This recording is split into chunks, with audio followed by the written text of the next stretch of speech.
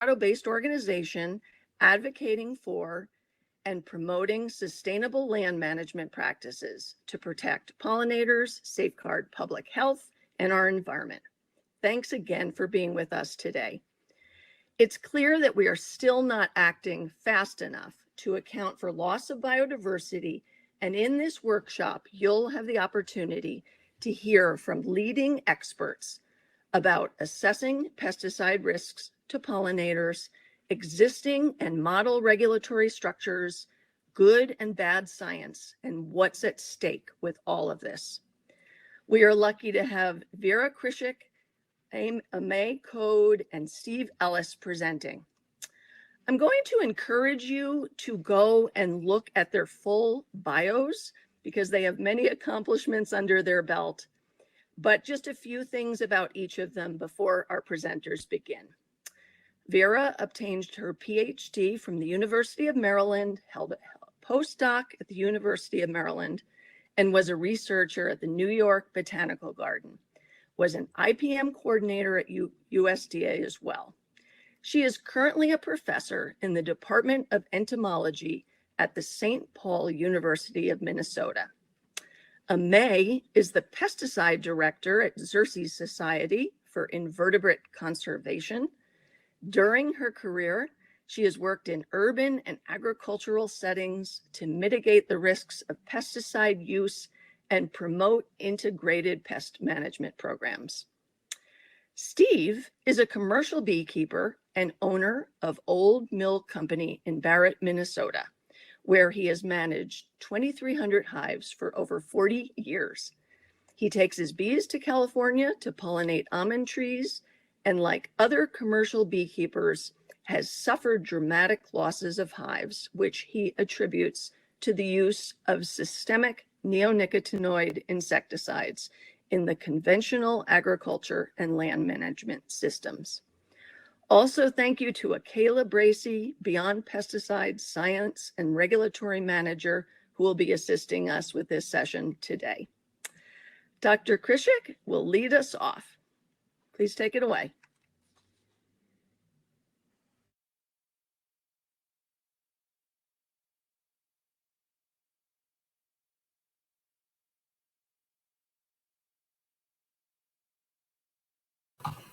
Vera, you are still on mute.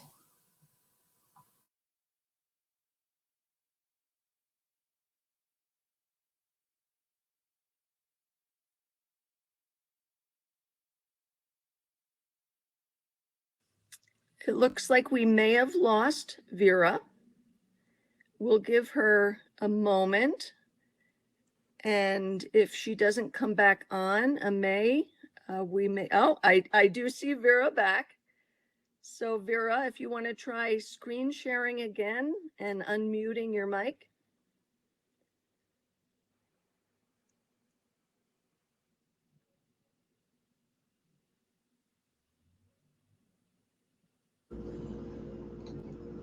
All right. Sorry about that. So I'm happy to be here. I've been to a couple of these national forums and they've all been extremely informative. And I know you've had a 5-day choice here, 5 days of talks by people who are practitioners and researchers giving you information on land use, pesticide use, and legislation. So I think you'll have a lot of good information to bring back with you. Our session is on biodiversity and pollinators especially. And as it says in the description, there's a lot going on. People call it insect apocalypse, that insect species are deteriorating, disappearing. I got to Minnesota in 1995 and I took my grass backyard and my bluegrass backyard, turned it into heirloom and native plants, and you could stand in the back door and hear the bee buzzing, and I have one bumblebee worker 20 years later. So it is a huge issue and people are trying to sort out what's going on. So I've been working on bumblebees and butterflies for over 20 years, doing research on trying to figure out why the levels of chemicals the EPA says kills insects are actually at a much lower level. And I've come to the conclusion that there's a problem with the regulatory process, that in their assessment of pesticide risk, they look at acute studies, over a 7-day period when they should be looking at chronic studies over 40 days. And I've just submitted a paper on this topic, and it's 6 to 1,000 times lower concentrations will affect the ability of a bee or a butterfly to function.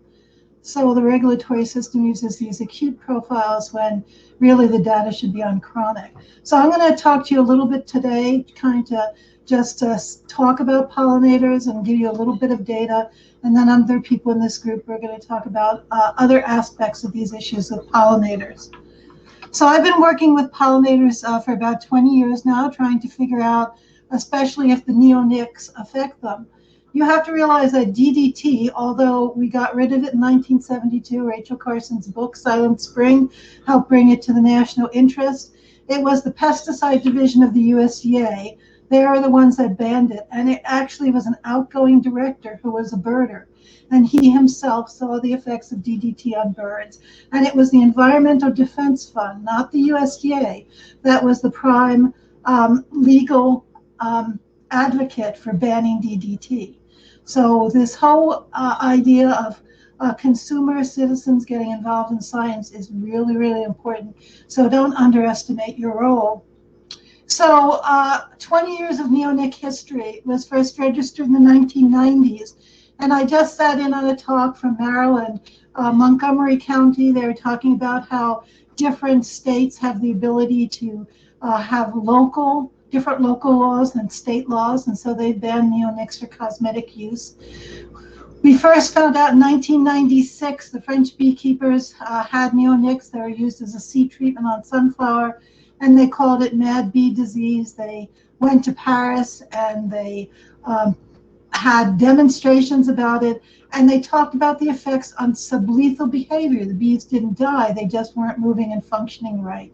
And this sublethal behavior is what is the main interest in the difference between the acute toxicology tests, which just look at mortality, and chronic that look at behavior. If you can't walk and you can't move, then there's a good chance you're going to die eventually.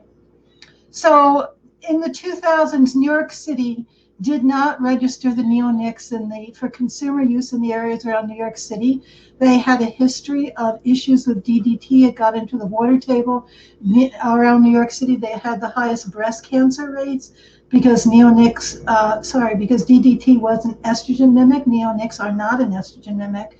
And so they were worried because the neonics were so water soluble. There was a test on a golf course where they put a neonic in some trees and it got into the water table. So from that research with the USDA, they did not allow in any of the counties around New York City for neonics to be used.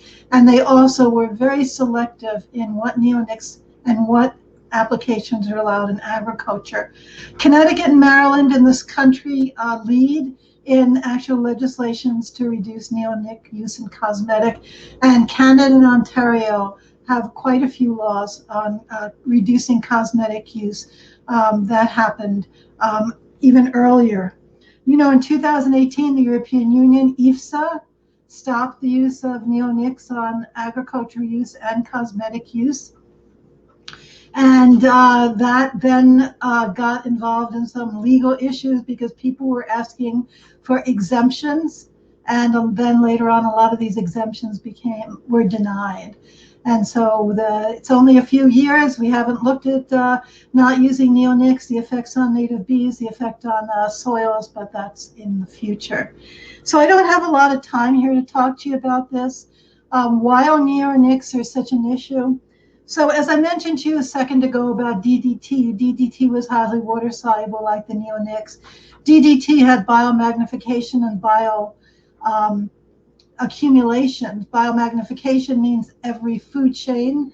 The neonic accumulated in the fat. The next guy who ate the little guy before them, he got the DDT, and so that's bioaccumulation and biomagnification.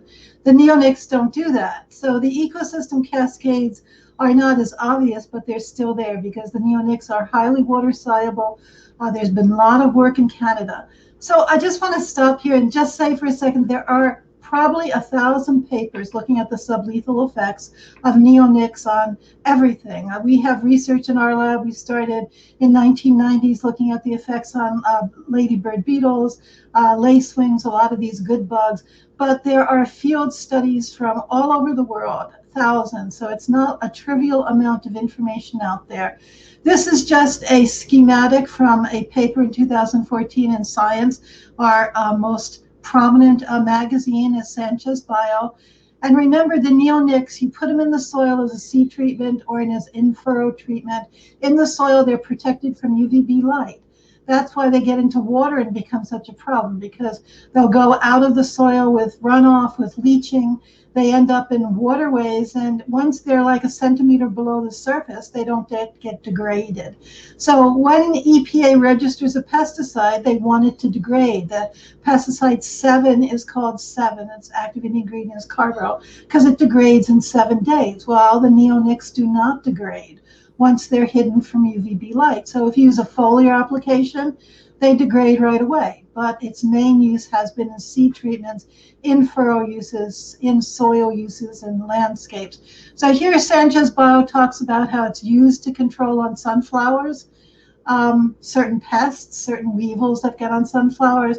And then it gets into the pollen and nectar, and that's how the bees, in 1996, the French beekeepers called this mad bee disease. It also goes into the soil, leaching through the water column or runoff on the surface. And once it's in the water, it stays there for a very long time. And there's lots and lots of very good research papers from all over the country, Midwest, California, East Coast, about persistence of neonics in waterways. So why are neonics so different than previous ones? Contact insecticides, like I said, have been formulated to biodegrade.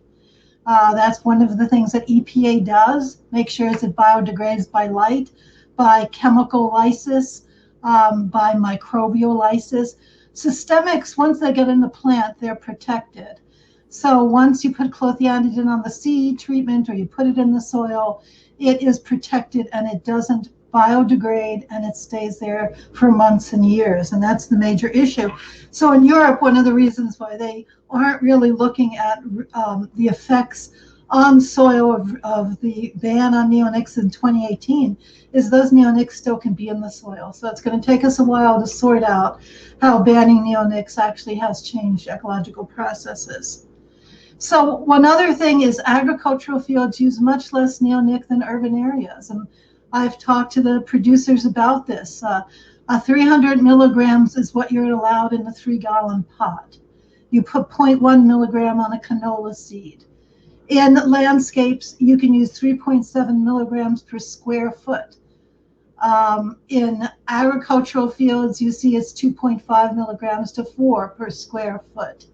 You can put 10.2 milligrams, one application in a flower bed. So much higher usage. And higher usage means there's higher residue, higher accumulation in pollen and nectar. So the reason why the neonics are so different than any other insecticide is because they're systemic, is because they get in water and they stay in water and soil a long time, and then are picked up by plants growing in that soil, non-target plants like wildflowers, and they're moved by water to new sites. The other reason is in insects and bees. Bees are incredibly sensitive. So 4 nanograms per bee. 4 nanograms per bee you can't see. A heart-healthy aspirin is 80 milligrams, 4 nanograms. Down there it says 4 nanograms. For a heart-healthy 80 milligram aspirin, that's 80 million nanograms. So you can't even see a nanogram and you can kill a bee with that. So they're extremely sensitive. So based on these short-term acute LC50s, it's lethal death to half the population. They're only done for 70 to 96 hours. And this looks at mortality. So what our lab has been doing for 20 years is looking at the sublethal effects. How when you have levels much lower than what EPA is saying will kill an insect, to kill a bee, how it has sublethal effects on their behavior. And you've also heard talks, and you're going to hear some more today, about other pesticides are just as bad for bees. I'm going to let other people talk to you about that. Synergistic interactions, I'm going to let other people talk to you about that. And these adjuvants that are added to formulations increase the toxicity. So just remember, all the registration is based on these 7296 acute toxicity tests that kill 50% of the population, but at much lower sublethal levels, you're having effects. And that's what we're going to show you. So why are bumblebees more sensitive? Bumblebees are the queen's forage. So if they bump into any high levels of neonic, it's going to affect them. Honeybee colonies have 50,000 workers. They forage at the end of their life cycle. So if they die and don't come back, it is no big deal. There's plenty of honeybees in the pipeline. Bumblebees, a nest at the end of the season, 100 workers. So early in the season, like right now, there's 5 or 6 workers helping the queen. You kill them, she can't do anything anymore. She can't maintain the brood and go out and forage. And one of the big differences is this detoxification system. Honeybees have a hyperpharyngeal gland that they eat the nectar and pollen, and they excrete something from the gland on the side of their face, and that detoxifies the pesticide. Then they feed it to the larvae. Bumblebees do not have this gland. They don't feed their larvae usually. They pack it into the cell with all the chemicals in that. And so that tiny little larvae, when it hatches out, is getting the chemical. It's not being detoxified by the worker honeybee. So excuse me, Vera, I'm just breaking in to let you know you have about a minute left to wrap up. Thank you. A minute is good.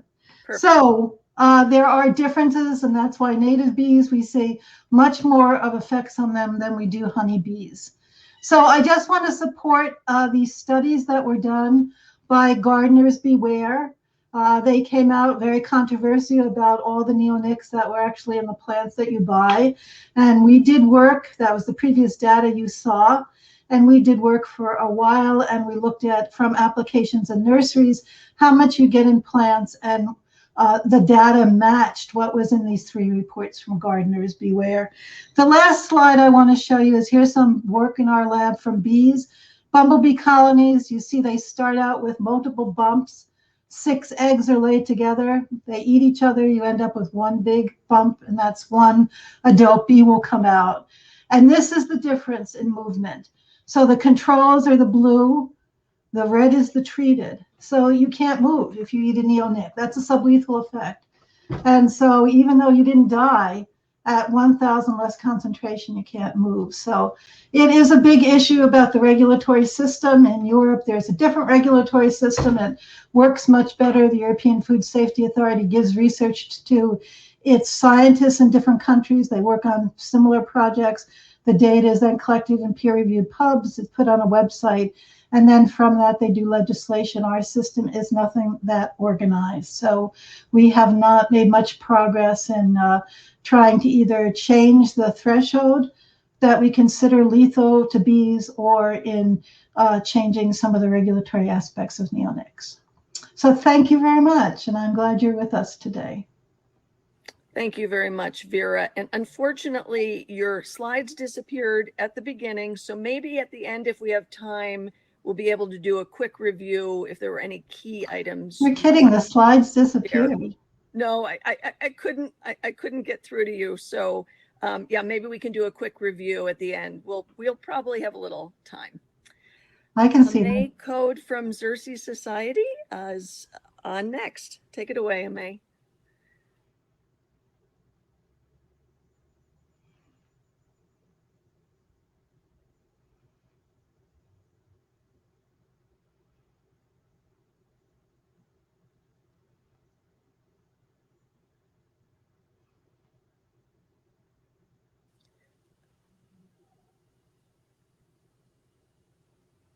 Aimee, I believe you're muted.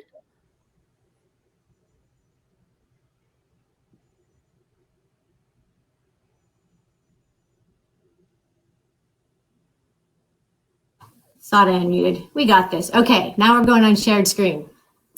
Here we go. One thing at a This time. new Zoom.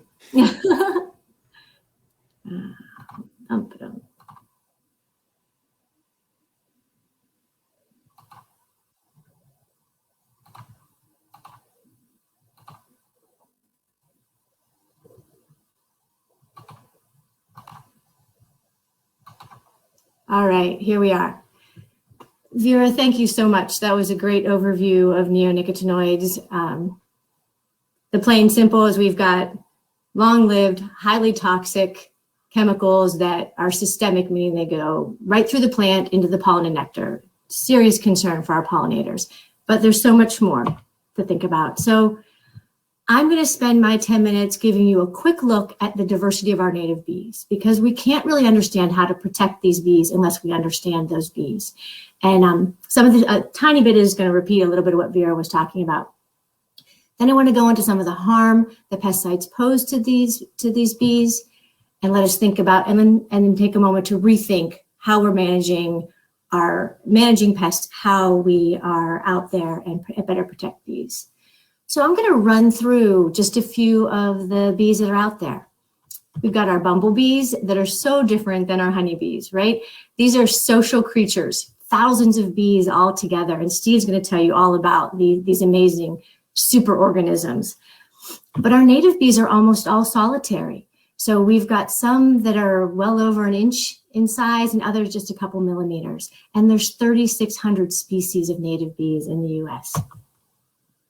I love bumblebees, but I also love looking at very similar, but they have a lot less fur on them. Another type of, I'm just going to show you the view. I mean, there's so many different sweat bees. These metallic ones are just amazing. Right? These are all in our yards. They're all around, and many of them only travel a couple hundred yards. So you can protect them in your own yard. This is, the longhorn bee is one of my favorite. Here in Eugene, Oregon, where I live, you can see this in the late summer and on your blanket flowers. They're around the country though, so you should look for them.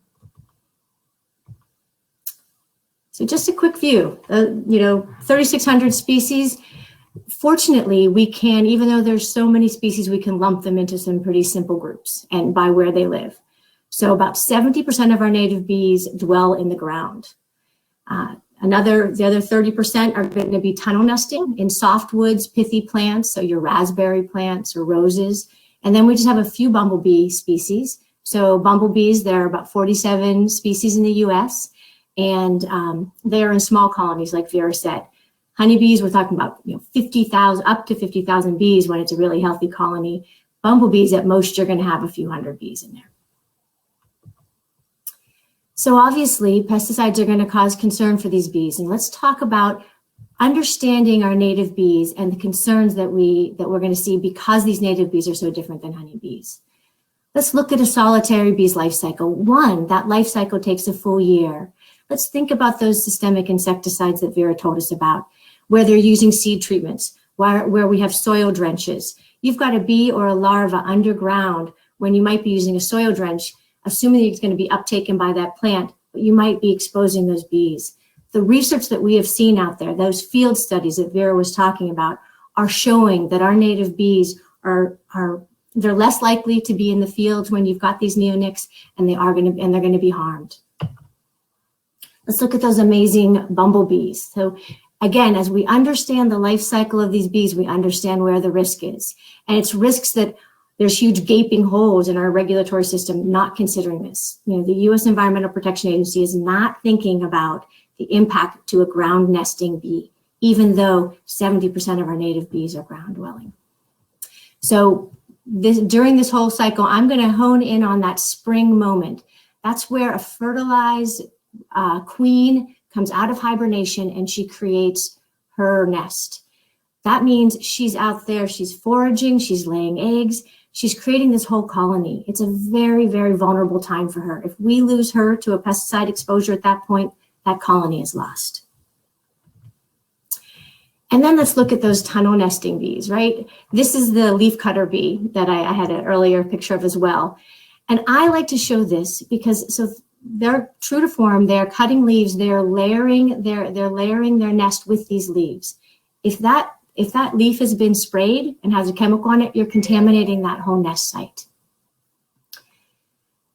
And the other thing to think about with that most people don't is you might be looking in your yard and you might see your rose has a hole in it and you might think it was a pest when actually was a leafcutter bee. So seeing engagement in your yard and seeing what might be considered damage may not be damage. You want to have these creatures in your yard.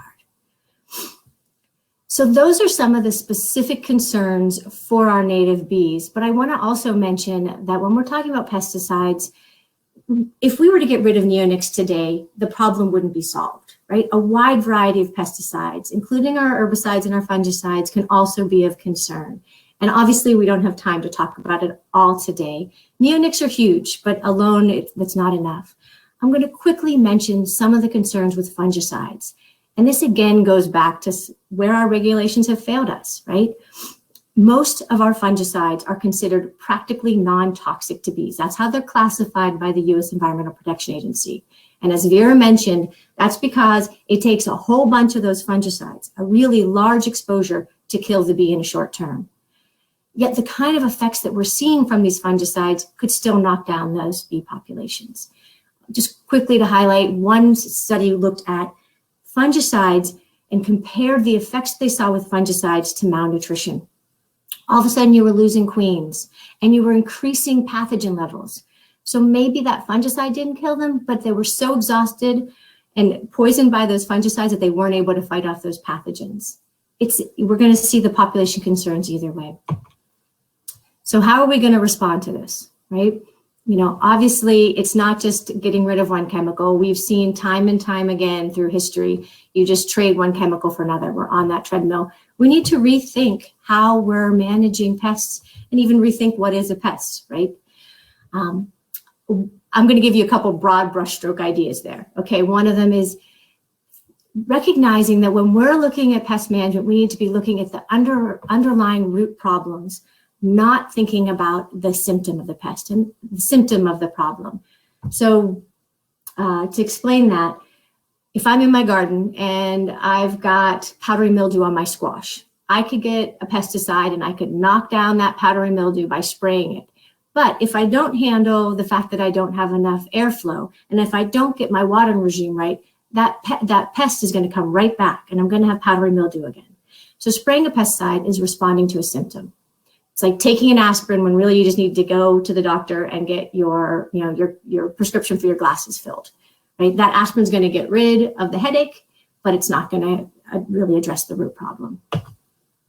Another kind of 30,000 foot view that we need to be thinking about, we absolutely need to rethink insects, right? The vast majority of our insects are not pests. And even those that are pests, oftentimes, if that's situational, right? If a field mouse in the field is not a pest. A field mouse in your pantry is a problem. And obviously, when we're looking at these insecticides and other pesticides, they're not distinguishing between what we want in our yard and what we don't. This is, by the way, an image of a predatory stink bug killing a brown marmorated stink bug.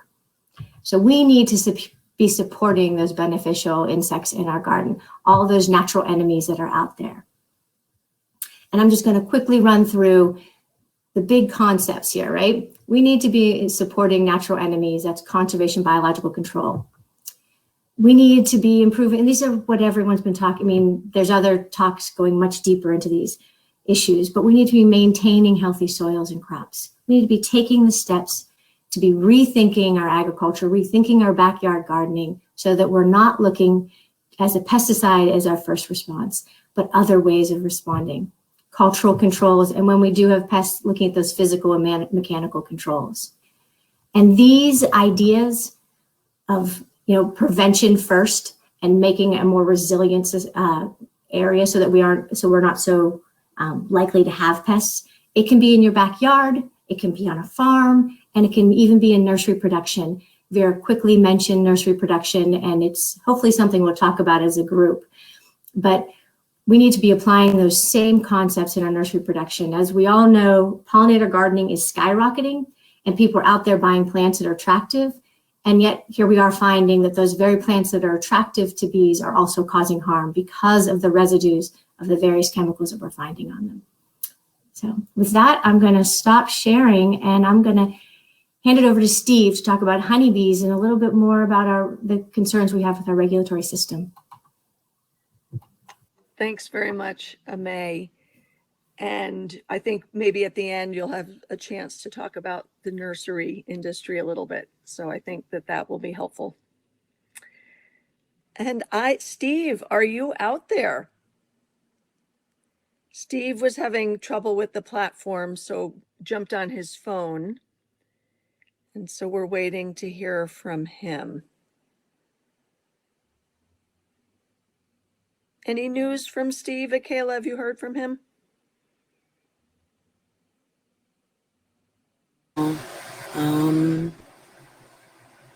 Do you have his phone number by chance? He wasn't responding to the email or the private message that I sent, so. Okay, no, I don't have his phone number.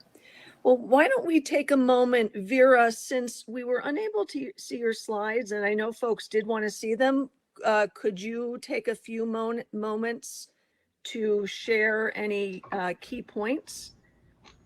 All right, can you hear me? We can. Do you want to try screen sharing? Yeah, so I was going to get you Steve's phone number. I have it here. Oh, it just popped up. Oh, okay. Is he there? His phone number is 651-357-8280. Okay, I'll give him a quick call. Why don't you go ahead and show your slides while I get in touch with him? Okay. Well, don't go until we see if it works again. All right.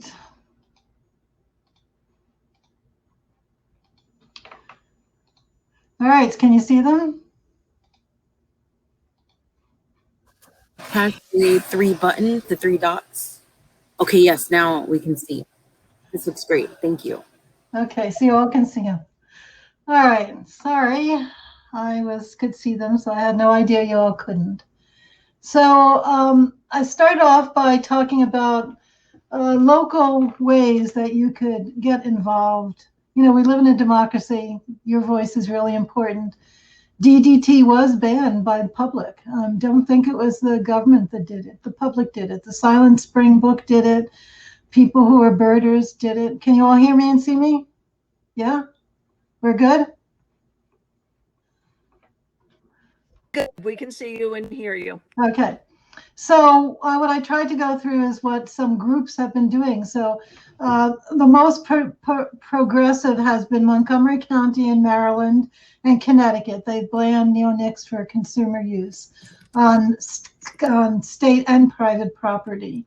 Around New York City, the neonics never really were registered. If you go into a store, hardware store, where the neonics should be on the shelf, it says not registered for the 5 counties around New York City. And that was because New York got blindsided by DDT. DDT got in the aquifer, and people were drinking it and drinking water, and it created the highest breast cancer rates in the nation. So when neonics came along, they did some work with USDA APHIS on a golf course. They found, put the neonics in a tree. It got into the groundwater. So they were suspicious from the beginning. So they didn't register it in the high density counties. And they didn't register all uses in agriculture. Canada has been very proactive, and Canada has banned the neonic use in the eastern provinces in Ontario, and they're getting rid of seed treatments. And the EPA has said that they want to ban imidacloprid in lawn care use. And I read that last year, and this year I went looking at it on the website. So that would be very nice if that did happen, because there's some paper by Larson that shows you get 171 parts per billion imidacloprid in a flower after you use it as a treatment on a lawn, and that you only need 20 to kill a bee. So that's pretty high. It doesn't last very long because you keep cutting the flowers off in the clover and they decompose, but it does stay there for a little bit of time. So there is a new chemical, chlorothalonitropol, in lawns that is bee friendly, so that would be good. We don't need to protect lawns with imidacloprid anymore. We have a new chemical. So then I got to this paper by Sanchez Bio. He's been a real advocate for research on neonics and their effects on water and organisms. And the difference between the neonics and DDT, it's a model I like to talk about because DDT got banned very quickly. In World War II, every soldier had DDT in a belt on their clothing. And they used it to dust themselves for mites and mite-borne diseases, tick-borne diseases, all sorts of human diseases, and had very low toxicity to humans. And that's what we've been told. The neonics are a very low mammalian toxicity, but they are very toxic to bees and aquatic organisms. Both of them, once they got in water, they persisted for a long time, but it was a different persistence. The DDT persisted by getting inside a fish, and then kestrel or somebody ate the fish, and then eagle ate the kestrel, and it went up in the food chain. We call that biomagnification and bioaccumulation. The neonics don't do that. But what the neonics do that is different, is that once they get in water or in the ground, they can persist for years. They are degraded by UVB light, so if you spray it as a foliar treatment, it disappears pretty quickly.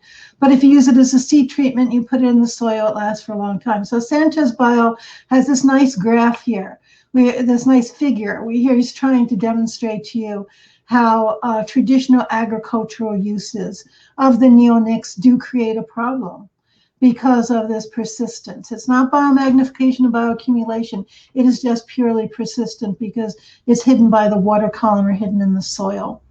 So in 1996, it was the French beekeepers, right after neonics got registered, who went to Paris and they demonstrated. They called it mad bee disease.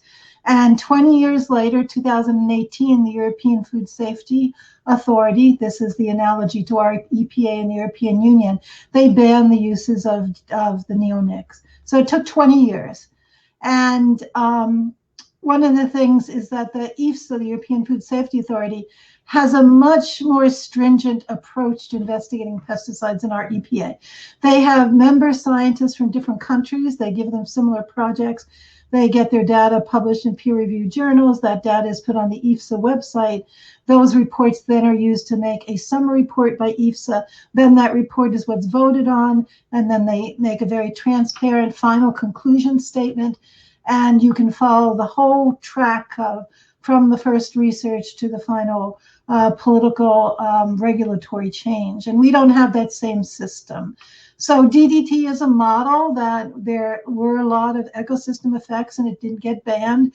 But remember, DDT was in the USDA and the pesticide division.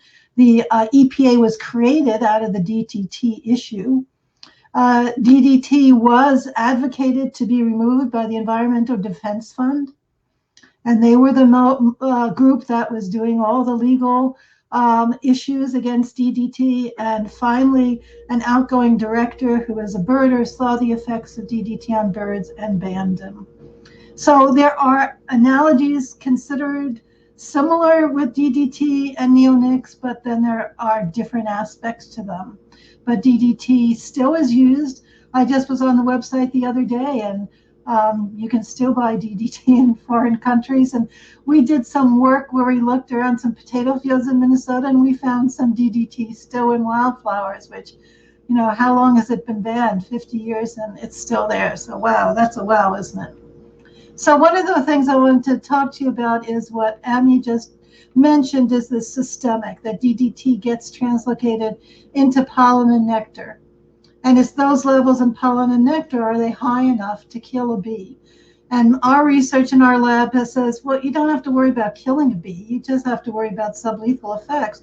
Can the bee do its duties? Can it feed its young? Can it make its cells? Can it forage? And there are probably 1,000 papers on bumblebees saying that these sublethal dosages of neonics affect everything from breathing to sleeping to dreaming. So the whole regulatory system is based on acute toxicology, whether you kill them or not, a 72, 96-hour study. And ecologists like myself have been looking at the long-term chronic studies, we call them, and DDT had similar chronic issues, but DDT disappeared from use quicker than these neonics do. Vera, So, I'm going to give you a little break there. I have Steve on my cell phone. He's going to try presenting via that. So I'm going to look for some thumbs up from folks if you can hear him okay. And if you can stop screen sharing now, I'm going to put up his slides. Thanks so much. All right, if you can hear me, I'll give it a shot here. Can you hear me okay? if folks can give us a little feedback to see if we can hear Steve, okay. I see it, yes. So why don't you get going, Steve? I'll speak up and give it a try, okay?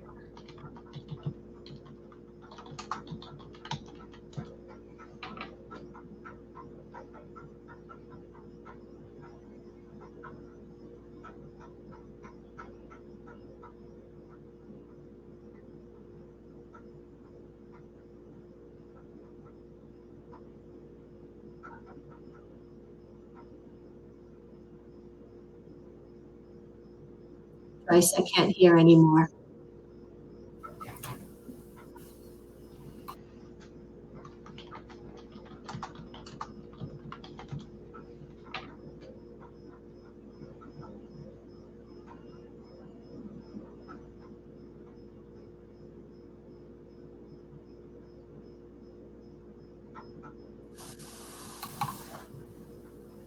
Joyce, we can't hear anymore.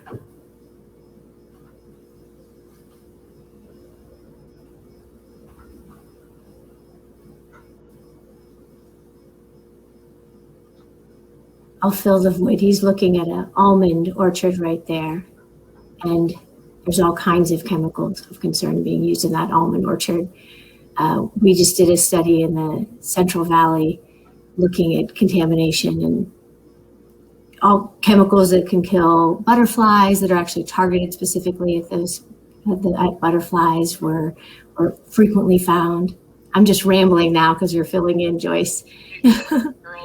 We can, long hours, low pay. I'm sorry, Aimee, so people can't hear Steve? Most people. But for some, it is a way of life, which we would have trouble with. The phone.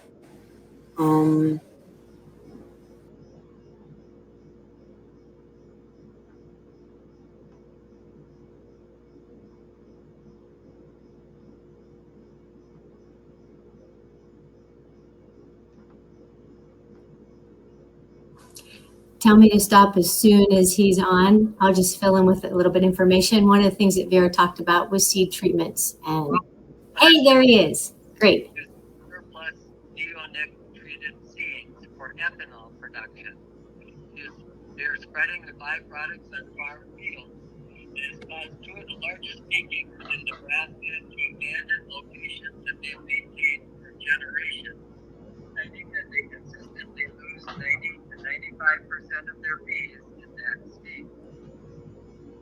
In Seattle, just last week, Earth Justice filed a lawsuit for the third time against U.S. EPA, challenging the improper registration of sulfoxaflor, another systemic neonicotinoid insecticide. In my own business, Old Mill Honey Company, 72% of my bees died off during the course of summer, fall, and winter months last year. Losses like mine are typical for our industry today, and the effort to rebuild each spring are consuming and expensive. In fact, if it were not for the USDA payment program called Emergency Livestock Assistance Program, ELAP, which pays beekeepers for their excessive losses above the traditional 10% that most beekeepers would not be able to continue business. A recent research article in PLOS One on August 2019 looked at 26-year period from 1992 to 2014, and it found 48-fold increase in oral insect toxicity loading. And this astounding increase, neonics were responsible for 82%. This unprecedented increase has caused leaders in the beekeeping industry, including the Pollinators Stewardship Council, to call for an immediate ban of all outdoor uses of plastic chemicals. This is the same step taken by the EU, where their highest courts have upheld the decision, notably feel the results of their farmers' yields have not collapsed as the chemical industry claims. How do things get this bad for such an essential industry? USDA and EPA since the onset of this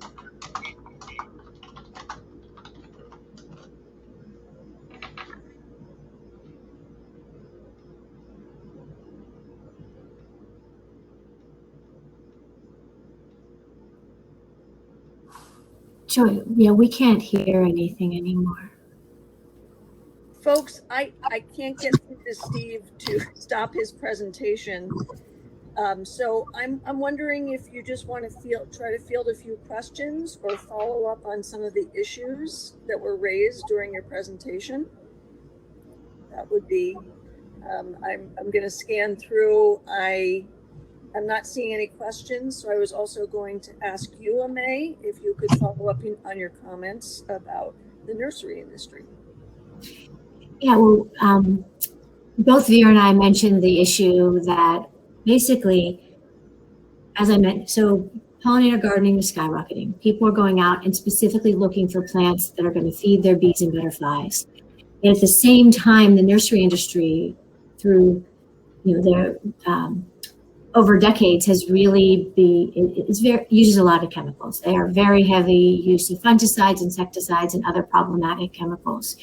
And no matter where we look, every time people are testing pollinator plants from nurseries, we're finding chemicals and harmful chemicals on those plants. So there's a number of groups that are working. One, first get neonics out of the nursery industry, right? That's a huge step because they're so long-lived, because they're so toxic. And but we just did research in California looking at it, just a very small sample. We're going to do a bigger sample. We're finding that when a lot of nurseries are just making replacements, they're getting rid of neonics and they're putting other harmful chemicals in their place. And we're seeing that those chemicals can also be of concern for our pollinators.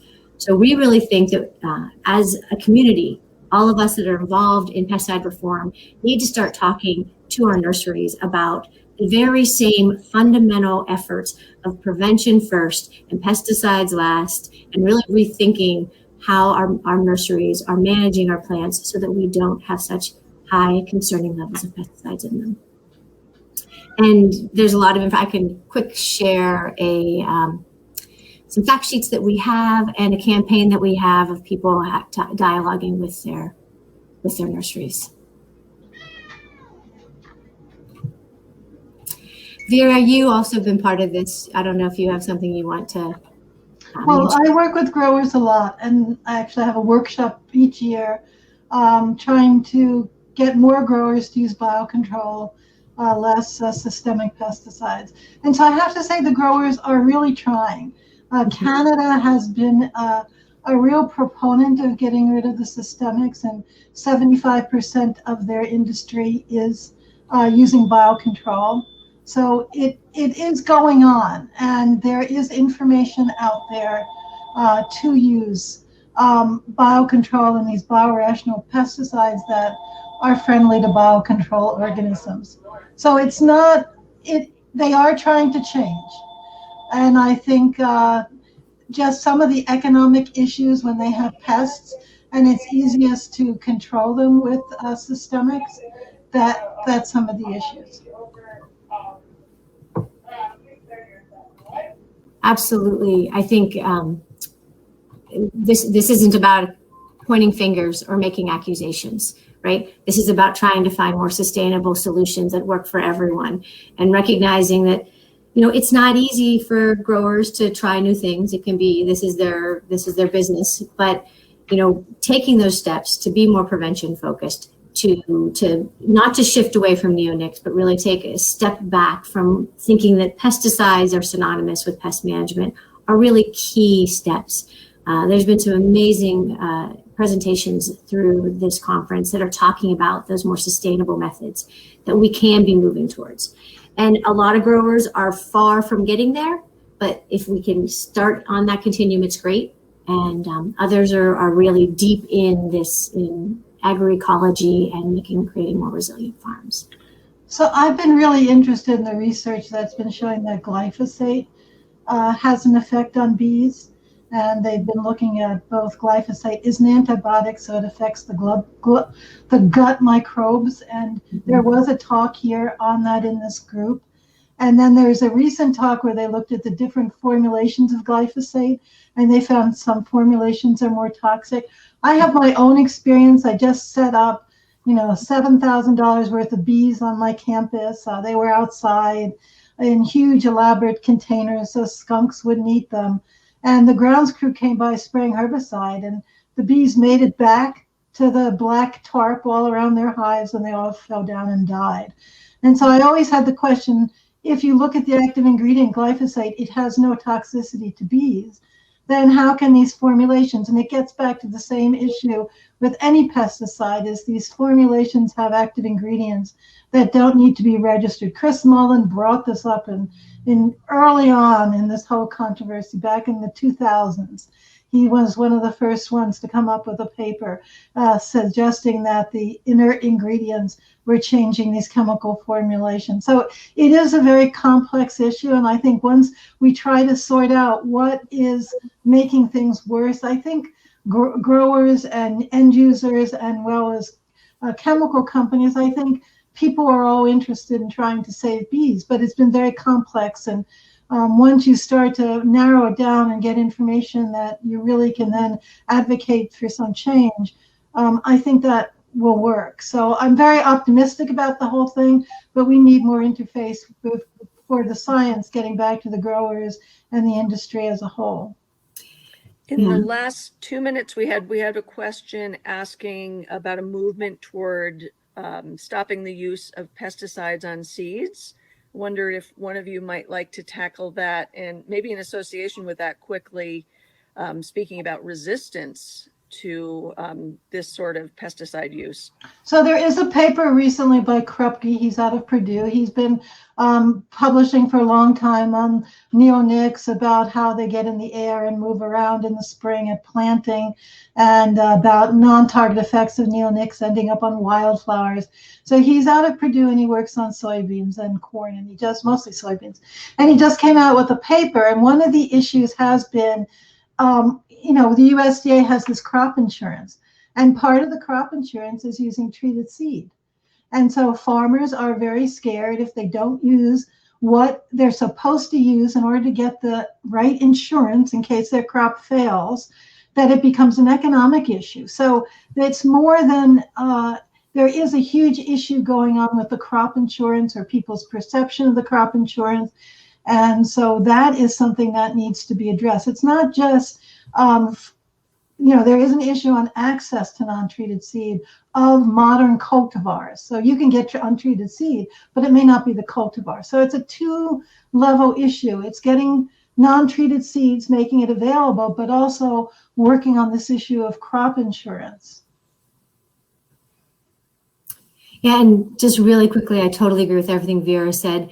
Something that a lot of people don't realize is that we're seeing more and more types of seed being treated. So don't just assume that it's cotton and corn and soy. I mean, we're seeing lettuce seeds, squash seeds, many other seeds are now being treated with insecticides. These new systemic insecticides are making that kind of the up and coming way of pest management, and it's not regulated in the same way, because a seed, once it's been treated, is no longer regulated as a pesticide. So there's a lot of issues. It's a very definitely something that we need to be working on. And I think Steve also quickly mentioned the disposal of leftover treated seed, since it's not a pesticide, is very problematic. There was an ethanol plant that was contaminated horrifically in Nebraska because of the oversight, since these seeds were not considered pesticides. So at the end of my talk, I had a slide. I didn't get time to show it to you, but I had an undergraduate do what we call meta-analysis. You look at the literature, and she looked at what was out there, and she found about 30 papers on neonicotinoid treated seeds. So this is not just a spill. We know if there's a spill, when the tractor turns at the end of the row, you get seeds dropped, and if you come eat many of those seeds, birds have different levels that kill them. But again, since neonics affect movement and other sublethal effects, it can affect those.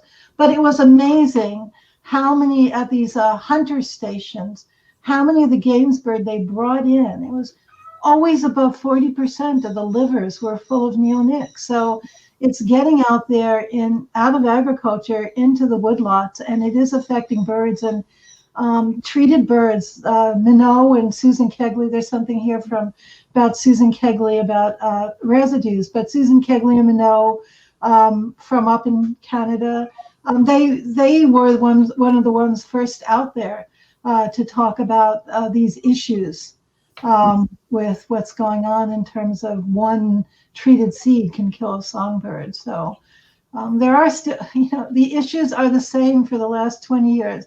It's just, I am impressed. There's thousands of papers documenting different sublethal effects, much different than when I started this research in 2000. Just reiterating one more thing, we are not talking about the misuse of pesticides here. We're talking about current legal pesticide use. That's a problem. And I think going all the way back, I don't know if Jay's still on, but when it was NCAMP, not Beyond Pesticides, our mentality is shifting dramatically. We have to get beyond pesticides. We can't just be pointing a finger at misuse here or there. And I think, Vera, that was the very premise that you started with on that piece of the presentation. With treated seed, you often hear, it's such a small amount. It's just on a seed. It's so much more targeted and focused. But this is over hundreds of thousands of acres. I mean, when you look landscape scale, you cannot dismiss the harm that's being caused. And the reality is that so many of those are migrating into the environment, into our waterways. So it's not contained if we're thinking about it as a small amount. No. The majority of it is migrating away. So one of the things I want to say before we end is the issues with the neonics, since in UVB light they degrade very easily, is there's been very little data that neonic drift onto crops. What we find in Minnesota is mostly the pyrethroids, like bifenthrin, that's coming off of ag. But neonics, once they hide in the soil or water, or that spring planting when the dust goes out and lands on the wildflower. So we talk about neonics just because it's such a tiny amount that has a sublethal effect on bees. And it's worse because of some of the issues I brought up with native bees compared to the social honeybees. But it's not just neonics. Insecticides are meant to kill insects. So I just don't want people to walk away thinking, oh, I can use something else and it's just going to not have an effect. No, insecticides kill insects, whether you're a good bug or a bad bug. And even those bad bugs aren't so bad. They get a bad rap.